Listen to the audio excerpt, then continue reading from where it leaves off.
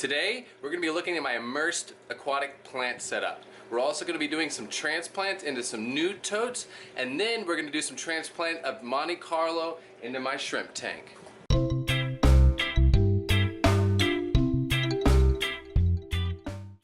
What's up YouTube and all my fish keeping friends? How's it going out there in fish tank land? This is Joseph Hardin from JH Aquatics, and I'm here to tell you all my fish keeping adventures, knowledge, and more.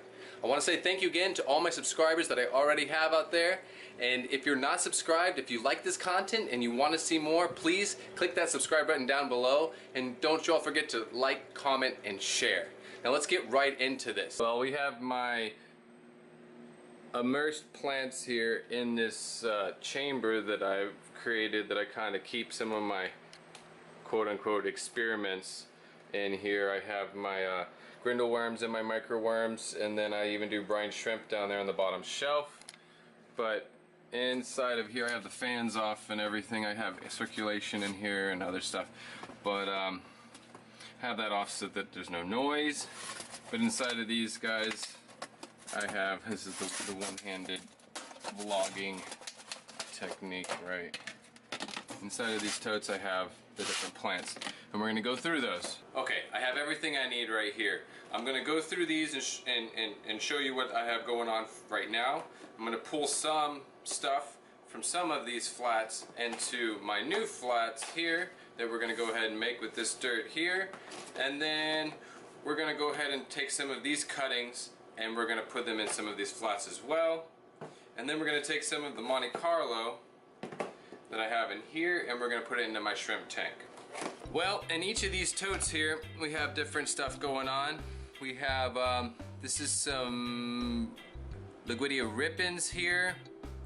I also have some, I think it's Alternathera, I believe it's called there. This is going to be Hygrophila angustifolia, I believe. And this is also, this is a Rotella here, Rotella, I believe. And I just have different stuff going on in the different flats here. I also have Sterogen rippins here. This is Bacopa, and the rippins is running through all this here. This is also, I believe this is Rotella indica in that one. And we also have some more Rotella and some Bacopa. We have Bacopa mixed in here, all this as well. So I got all kinds of good stuff going on in these different totes, and I'm just playing around. This is just for me, you know. I take a little bit here and there, and then we also have my Monte Carlo, but I've actually neglected it a little bit. I also, you know, there's a little bit of mold, and not mold, but rot going on the bottom of it. So it really does need to be transplanted, and some of it needs to go into the tank. So I'm gonna save the Monte Carlo for last, because I'm gonna also be planting some of it in that shrimp tank. And I'm just looking around at what I've got here, and some of it's kind of thick. I'm not so worried about playing with my Indica Rotella because I have so much of it, Rotella indica. But I want to kind of clean out this Sterogen rippins. I want to put it in its own little flat, and I also want to do the same thing. I kind of want to take out this this Hygrophila angustifolia and put that into its own little flat as well. And then I'm going to take half of this and put this in its own tote, so kind of spread it out and then put some into the shrimp tank. So we're going to go ahead and set up some flats here real quick. And I'm just going to lay down some, this is organic potting soil. It's, I use this as well in my dirted tanks. I put it in the bottom of my tanks with a little bit of time-release fertilizers. But I'm not going to use a lot of this in here. I really just want to get a little thin layer on the bottom and make sure that it's all broken up. And you can moisten this ahead of time. I prefer to just spray it with a spray bottle, water that I've filtered and treated. Now I can go ahead and hit them with a little bit of water. And I'm using the spray bottle, so I'm definitely going to have to give it a whole bunch of squirts, but I prefer that rather than trying to pour water into it. Or you can just moisten your whole mix ahead of time if you like. But this is gonna have a top over it, all right? Each of these are gonna have a top over them, and that's gonna hold that moisture in there. And you're gonna go in here once a day and spray a little bit of water and give it, you know, by taking that lid off, it's also gonna be getting that little bit of oxygen it needs. And what's actually happening in this whole process is you're really you're creating a whole different environment for these plants. They're getting a lot more oxygen because now they are immersed. They're pulled out of the water, so they're being able. They have the opportunity to collect a lot more oxygen. So they're actually going to grow better once they transition into that state. They're going to grow faster and have thicker leaves traditionally. In most cases. You're going to see a complete difference. Some of the plants, their leaves are going to completely change. You're almost going to not be able to recognize what it is, and that happens to me sometimes. The difference between some of the Rotullas, a lot of them look similar once they get into an immersed state, an immersed condition. But it's all a transition process, back and forth, and that's the problem that people have. Is it takes a little bit to get them into this state, this immersed state, but it also takes a little bit of time to get it back into an aquatic state. So you got to have patience with that and understand it, and you might have some melt and things like that. So I'm not going to do anything with this flat. I'm going to go ahead and leave it alone. I was saying I was going to move this hygrophila, but I'm going to go ahead and leave that. But I'm going to go ahead and pull the S rippins. I'm going to pull the S rippins out of here and just put it into its own flat, because it's starting to get, you know, starting to get crowded in here, honestly. And you can see how this works really well. You use just a little bit of soil and it just makes one whole piece. You could really just, depending on what you're doing, you could just pull the whole thing out and then rinse it and plant it. This was a clone, a tissue culture clone, not one that I did. I'm gonna start doing my own tissue culture cloning. I have the hormones and whatnot to do it, but I just haven't started on it. I've tried once before, I wasn't so successful, but if at first you don't succeed, try again, right? So there's a lot of pieces in here. That looks like all of it. Oh, there's another little guy in there. I'm just gonna get all of the S rippins into its own little deal to get that out of the way. And this isn't very difficult at all. I'm just gonna go ahead and these could go right into a fish tank, but I really don't want to plant them right now.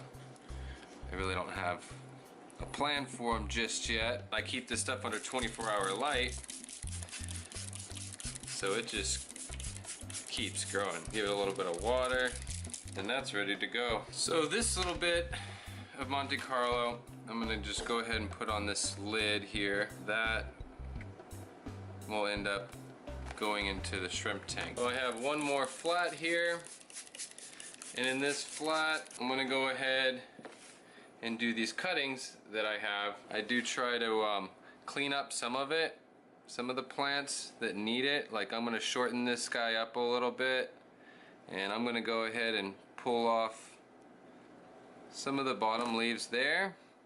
And then honestly, because there's some algae on this plant, and this plant, this is Hygrophila deformis, and this is going to completely convert into a different kind of leaf altogether. Totally like a little round leaf almost.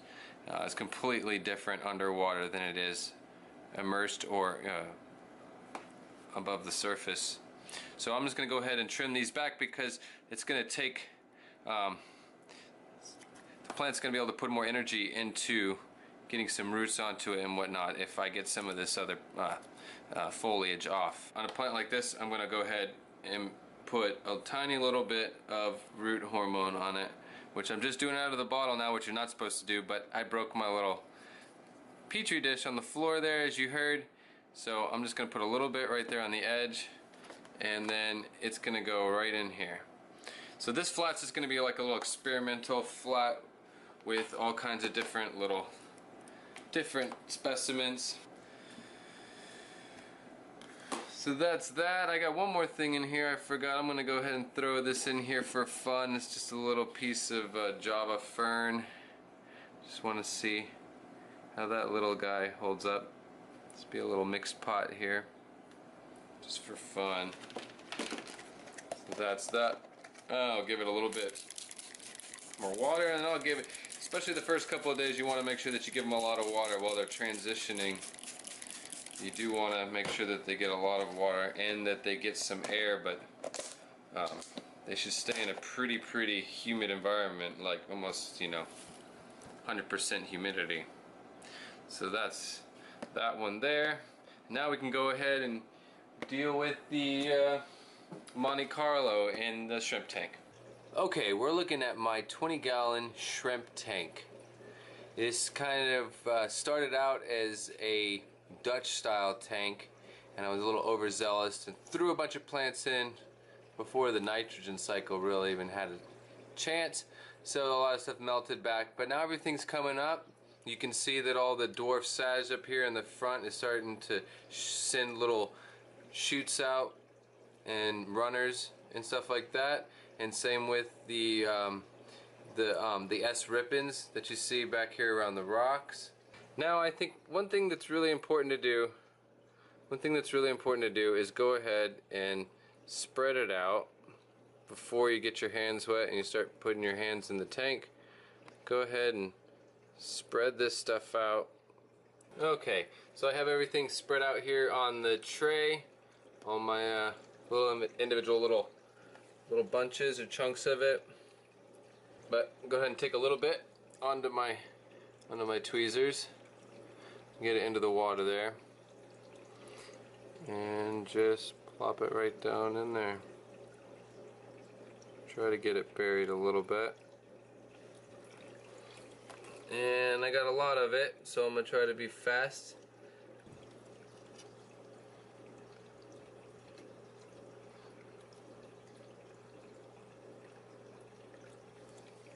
There it is. I went ahead and spread it out across the front. We'll see how it goes. And then I have 2 flats of it still now that I'm spreading, that I can go ahead and add more and more and more to fill it in, and to fill in spots where it melts or floats or whatnot. Well, I hope this was helpful to somebody out there and kind of gave you an idea just how easy it is to do immersed growing of plants. Thank you guys for watching, and I'm curious, what is your favorite aquarium plant? Just let me know in the comments below. I want to thank you guys for watching. Thank you guys that are subscribed to me now. Thank you for subscribing to me even though I only have like 7 videos. And if you're not subscribed, if you like this content and you want to see more, go ahead and subscribe. Hit that subscribe button down below. Don't forget to like, comment, and share. And remember guys, keep your tanks clean, your fish fed, and have fun.